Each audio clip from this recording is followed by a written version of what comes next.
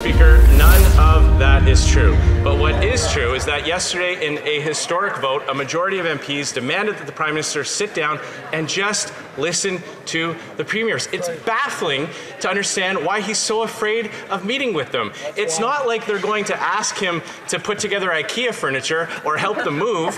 They just want to put forward better ideas than hiking prices on everything. What is he so afraid of? Is it Doug?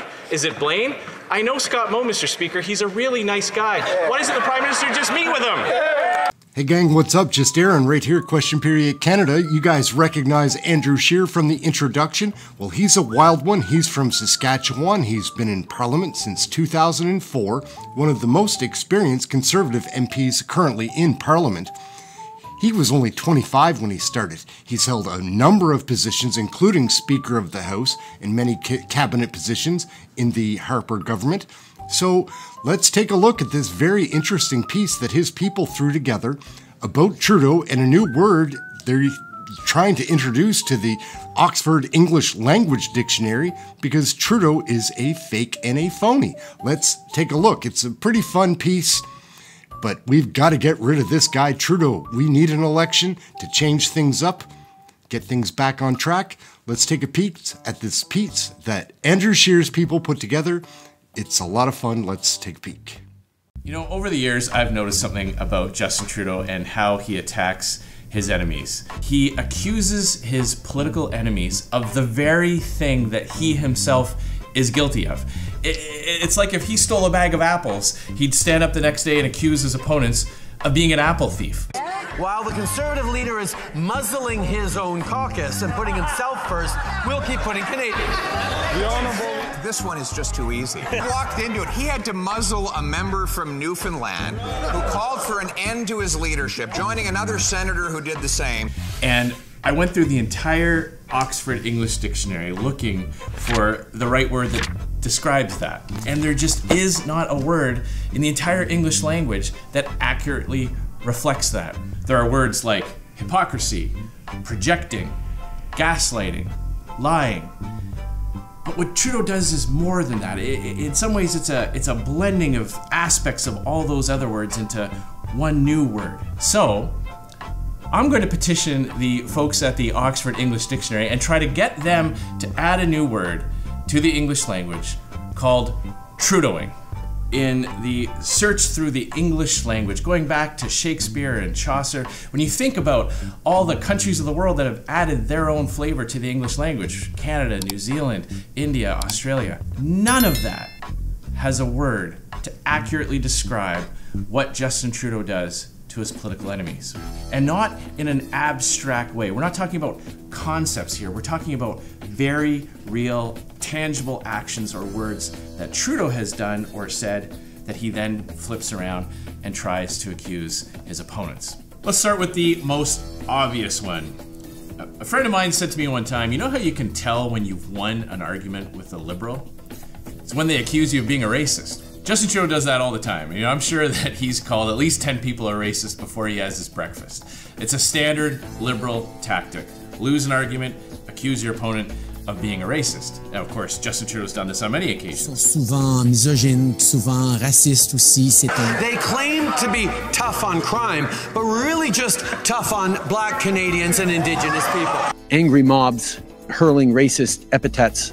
All that from a guy who wore racist costumes, dressed himself up in clothes and makeup, including his entire body, to make a mockery of Black people.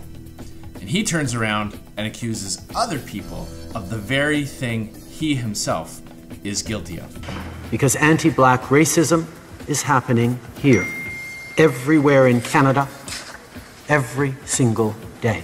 Soleil and Solara, do you want to stand up and ask a question? Why did you paint your face brown? It was something I shouldn't have done because it hurt people. We all have to work together to make sure that it doesn't happen, okay?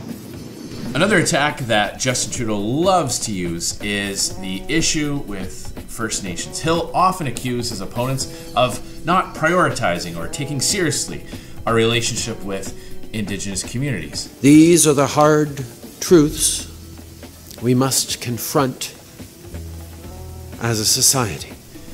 And then what does he do after creating the first stat holiday for Truth and Reconciliation Day? A day where Canadians were encouraged to learn more about our First Peoples and to attend events to strengthen the relationship. What does Justin Trudeau do?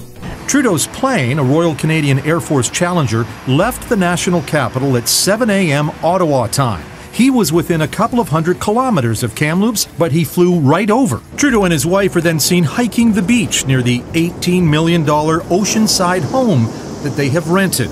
It's a home dubbed Surfer's Paradise. This is a classic Trudeauism.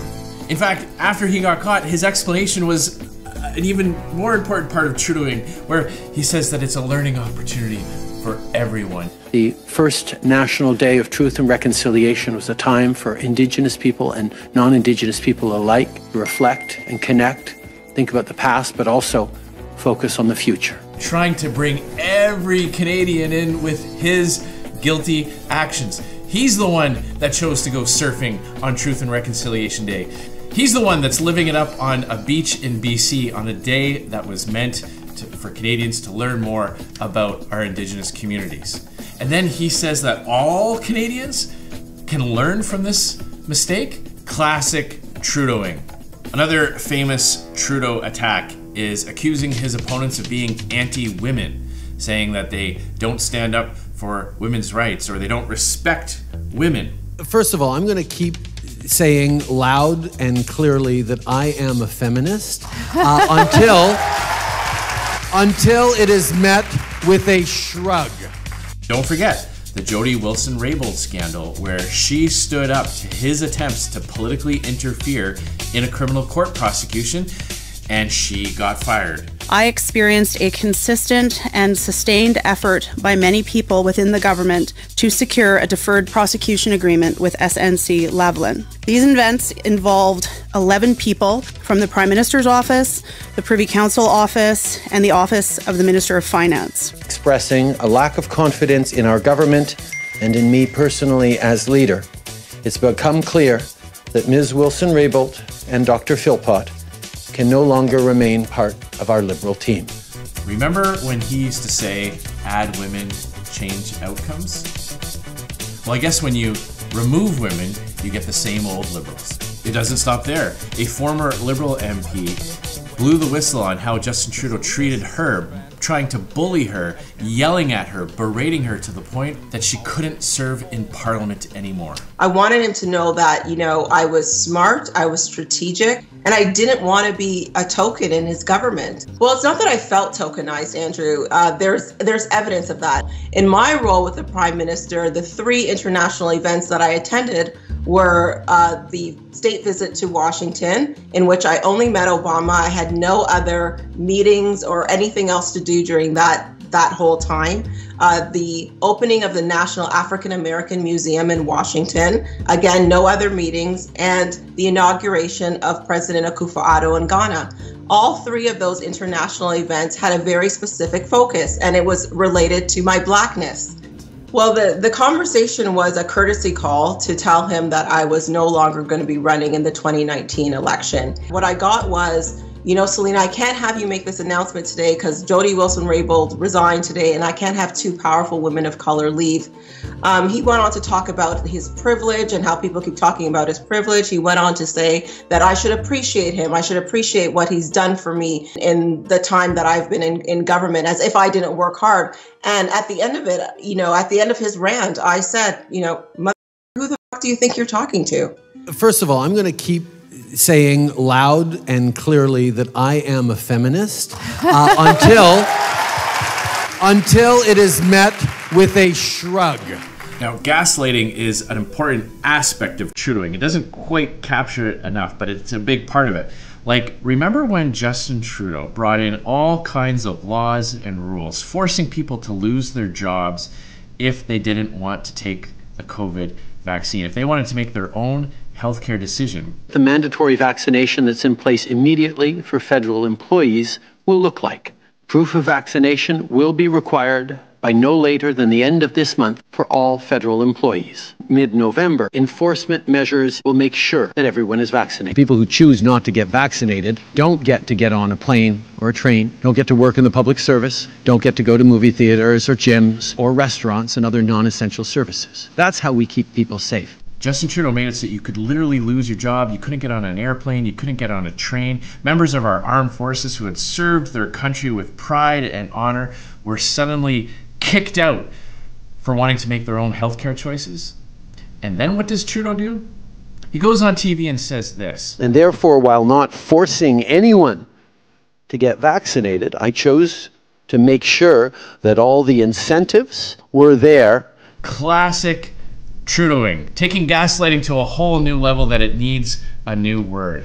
Another big example of Trudeau-ing that you'll see time and time again. In fact, you'll probably see more of it as we get closer and closer to the next election.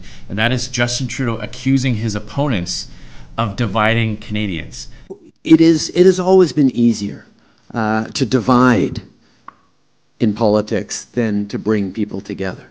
But it's really hard to govern responsibly once you've created wedges within the population, once you've turned people against one another and made them more fearful. The small fringe minority holding unacceptable views that they're expressing, expressed by a few people gathered in Ottawa right now, microchips about God knows what else that go with the tinfoil hats. This is the most divisive prime minister in Canadian history. He literally plays one province off against another, one region against another. He plays different ethnic community groups off against each other. He has one message for one group of Canadians and a completely different message for another. And how can we forget? Justin Trudeau made this outrageous accusation. Conservative Party members can stand with people who wave swastikas. They can stand with people who wave the Confederate flag. We will choose to stand with Canadians who deserve to be able to get... Conservatives of standing with people who wave swastikas. And then, just a short time later, he allowed an actual Nazi to come and be recognized on the floor of the House of Commons during a state visit by Ukrainian President Zelensky. At a time when Russian propaganda was literally trying to define the conflict in Ukraine from their perspective as a war against Nazis, Justin Trudeau allowed one of the most embarrassing diplomatic incidents to happen in Canadian history. I think it's going to be really important that all of us push back against Russian propaganda. After accusing other MPs of standing with people who wave swastikas, this is the epitome of Trudeau-ing. Now, of course, there are components of Trudeau-ing that are similar to other words that exist in our language. For example, lying. Trudeau lies a lot. Hypocrisy. Too numerous to count. And gaslighting. Well, we all know examples of Justin Trudeau telling us that he never did things when we know he did. Now, I was thinking about this over the Christmas break. You see, sometimes dictionaries impose a definition and we can look it up and say, okay, that's what that word means. But over time, if people themselves start using a word or they've made up a word that catches on, the Oxford English Dictionary will incorporate that new word into language. That's something that's so neat about the evolution and the flow of English. I don't think the Oxford English Dictionary will add a new word just because I've shot this video and I send them a letter. But maybe if enough Canadians add their voice and say, yes, we've noticed this too, and we need a new word that really captures the new depths to which Justin Trudeau has sunk. Yes, he's hypocritical. Yes, he's told lies. Yes, he's engaged in corruption and scandals. And yes, he's gaslit Canadians. But what he does is so unique. It takes all of that together that we need a new word. So, please, take a few moments and sign my petition. I'm hoping that if the good people at Clarendon Press in Oxford receive enough names from Canadians that they'll add the word Trudeau-ing to the English language. And as always, thanks for watching.